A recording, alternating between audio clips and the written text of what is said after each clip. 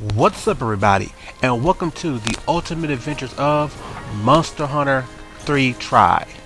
I'm your guide, the one, the only Jodecideion. In this episode, well, to be honest with you, this is not the episode I want to do. Actually, this episode was going to be the first episode with my partner in crime, the PNK reporter, aka SS LeVar, doing some commentary with me, some audio with me. But due to real life, I was able to get him in a video. So instead, I'm doing it by myself once again. Hopefully soon, I'll have him in future videos, and so we can start, building this series the right way, at least the way I wanted it to be. In this video, you're watching footage that was taken about a week ago. I'm helping him do his level 2 urgent, to get him a level 3. It's a double trouble. We're fighting the Raytheon and Rathalos. Now, let's start the episode. Let's start the series. What do you guys think? After a week or so of gameplay, of game time, how you guys feeling about the game? If you're a veteran, I know how you feel. You're in love. You're enjoying it. You're having fun. I can tell because I come across so many guys already in G level ranking, already have G system armor, already have their weapons maxed out. Guys are playing it like it's no tomorrow. They're playing it like they don't play it, it's gonna disappear or something. I don't know, but still, they're getting after it. But if you're a rookie, if you're a noob, if you're a young hunter, how are you feeling right now? I know some things myself, while playing. Because when I play, I'm interacting with everybody. I'm trying to play with some high quality, high level people to help me get certain things I need. Because it's always best to be in a good squad, a good team. But also, I like going back to the lower ranks and helping people, trying out my new weapons against the monsters. Feeling like a badass in a way. But I'm noticing some things, and it's typical Monster Hunter, community stuff. It's things that's always happened. It's the way it's always been, and it's not going to change. Mainly it is just people and the way they're doing things, the way they're interacting, how they're playing the game. First and foremost, people, if you need help, just ask. No need to, take over rooms. No need to hijack rooms. People will help you. Just ask for it. They'll be definitely willing to help you. Also, going to the forums or going to the sites and everything, I've been reading people's comments. People are really getting, I don't want to say upset, but they're actually the pros, the guys who are more experienced. They're starting to really get on people about the whole slime weapons thing. They're calling it an epidemic. They're calling it a fiasco. If you don't know, slime weapons they're new to the Ultimate Universe, the Try 3 Ultimate game. They're new to the Monster Hunter universe. It's a new, I don't want to say element, but it works as an element. They're real strong weapons naturally, but also they have this extra bonus effect that basically, as there's so many hits, an explosion like a bomb affects on the monster, and people feel because they're kind of overpowered. Basically, how elemental weapons work in the Monster Hunter games. You have weapons. Most weapons, not all of them, most of them because with an extra elemental attack. There's several elements, like real life. There's the water base, there's the fire base, and then there's like the status based attacks, the meaning poison or paralyze. But basically, you have fire, you have lightning, you have water, you have ice, you have poison, and you have paralysis. You have paralyzing, and these things, after so many hits, they cause a status effect or they cause extra damage to the monster you're fighting. And every monster in Monster Hunter, they all have something they're weak against. Certain monsters, it's obvious.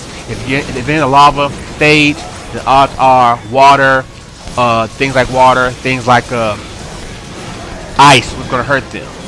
If they're in the tundra, ice level, obviously fire is going to hurt them. Also, I forgot. Also, dragon. That's another status too. Dragon, and that works pretty much against all monsters because they're all dragons to a certain degree.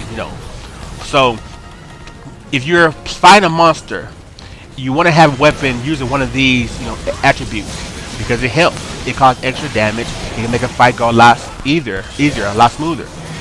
Well, slime works against everything. There's nothing that it cannot affect.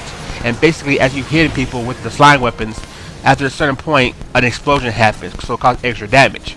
If you get into a room with 4 people all using slime weapons, the damage increases faster, and so you get multiple explosions throughout a fight, which can definitely narrow down a fight. Now the pros, the guys who've been playing for a while, they feel this bring the game down because it take away the challenge of the game. Even though we have high rank, even though we have G rank, you know what I'm saying? There's always to me there's a way to counter the game counter it by having stronger monsters. Now as you get strong, eventually you're gonna be stronger than the monsters. So no matter what weapon you use, no monster's gonna be tough. No monster's gonna be hard for you. You know what I'm saying? That's how the game works in an end game type of situation. You play the game to get the stronger weapons and stronger equipment to eventually be overpowering to the monster. So I don't really get why they're upset. In this video you can see there's no one currently with any slime weapons. I could be wrong though, but I think maybe does my man Blaster has one. Big shout out to Blaster.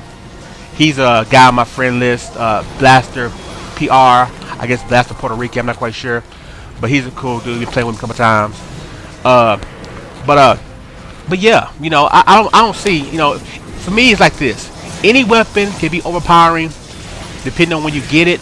But if you earn the weapon, if you did put in the work, if you fought the monsters, then you deserve that weapon and you should better use it. So it's like on all things, they're the elite crew who want to play a certain way. There's people's opinions. There's some people's opinions that you're not playing monster on the correct way if you can't solo a monster by yourself. You can't solo a Devil Joe or something. You know what I'm saying? If you're not fight a monster bare naked with a sword and shield, you're not playing it right. So whatever you do to make it harder for you and more enjoyable to you, do it. But don't take away, don't try to discredit people and try to bring them down because they're not playing by the standards you established for yourself. That's enough of that. Let me get into just me dropping some knowledge. My dropping knowledge segment of the video. People, get your armor up. Get your armor up. Even if you have an armor you like, at least upgrade it with the jewels, with the armor spheres. Use those to power upgrade it. You know what I'm saying? If you're playing in a level 2 or level 3 or level 4, you gotta have an armor that at least has about 300 or so defense points. Okay?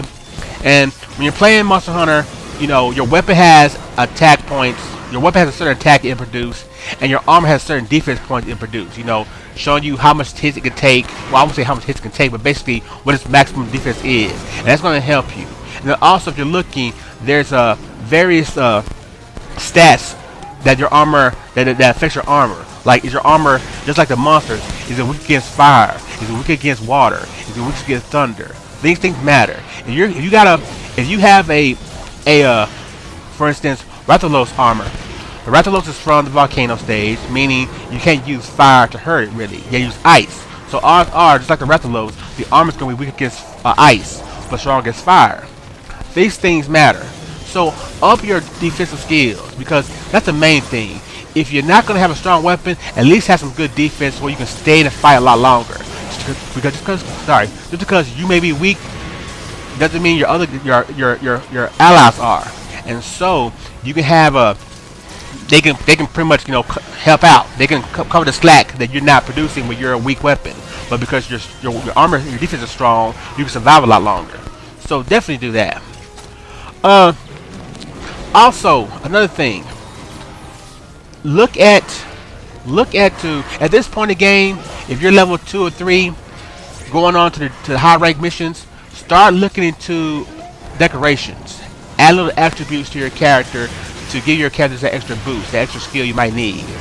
Some of the skills I like to use the skills that help your character just in a fight. I like the poison the gate skill. I like the skill that like earplugs that allow you not to be shaken by the scream of the monster. I also like the skill that that causes snowball effect and mud effect not to bother you. So when you're fighting certain monsters, you can wear that armor with that skill, and those attacks the monsters have will not cause you any damage or cause you any problems. So definitely look into that at this point. Well, everybody, I'll let you watch the rest of this video. This is the the second episode of the Ultimate Adventures. I have one more video I already recorded, and then this weekend, while this video is going up, I'm going to be recording again. So if you see me online and I'm in a room that's open, well, come and visit. Maybe you can be in the next video. For the Ultimate Adventures of Monster Hunter 3 Try, I'm your guy, the one and only Jodecideion. Keep hunting, people.